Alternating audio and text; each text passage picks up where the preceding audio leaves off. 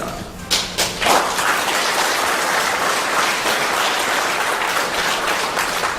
And now I want you to do one more favor for India.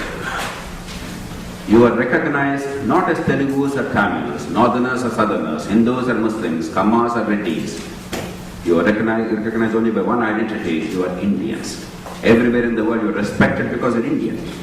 Not because of any other ethnic or linguistic or regional or religious identity other than the fact that you are Indian. For heaven's sake, do not forget that. Please do not fight on trivialities.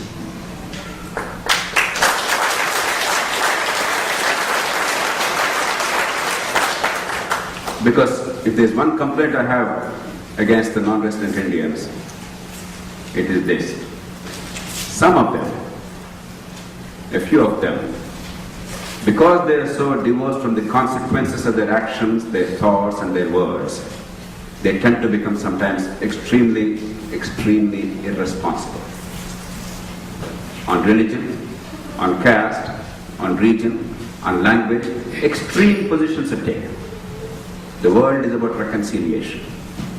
Civilization and democracy about coming together, about settling our differences amicably. When I was in Washington, D.C., I visited the U.S. Congress, the Capitol. I marveled when I saw two statues there. One of Jefferson Davis. For those of you who are not familiar with the name, he was the president of the Confederacy during the Civil War. And this nation fought the Confederacy and defeated them.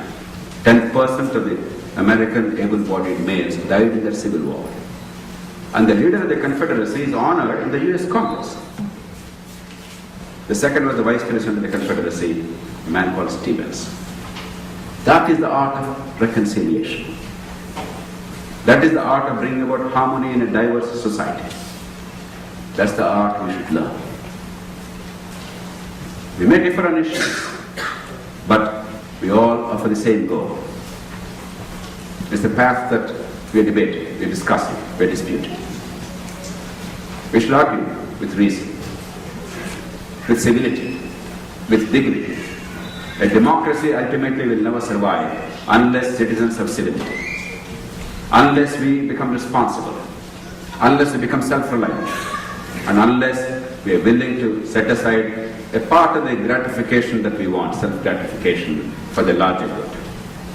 Of course, we must take care of ourselves, that's the primary purpose, our families and ourselves. But our families and ourselves cannot stand in isolation. Therefore, we have to set aside some part of the gratification for the larger good. That's what the stuff of democracy is. That's the stuff of liberty. Reconciliation and harmony are the critical features of a functioning society, particularly a diverse society. Therefore, I only ask of you one thing. Please spread the word across this country, this great continent. We owe it to ourselves to be recognized and to remember at all times, that we're Indian first, not Telugus and Tamils and Kannada and Hindi and Marathi, or this region and that language, or this religion and that caste. And please, don't lose heart if some of the things that we all want in India take some time. Remember, this country took a lot of time. It's still a nation in progress. It's still work in progress.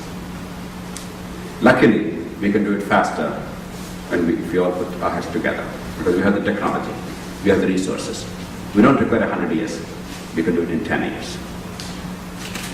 And that's why I ask of you to give a bit of your energy, your time, your organizational ability, your technological capability, and your resources, most of all, your passion, your love for fellow human beings and to your country of origin. A bit of it for the next 10 years, so that the country can be truly transformed and we can be much taller, much prouder. Thank you very much.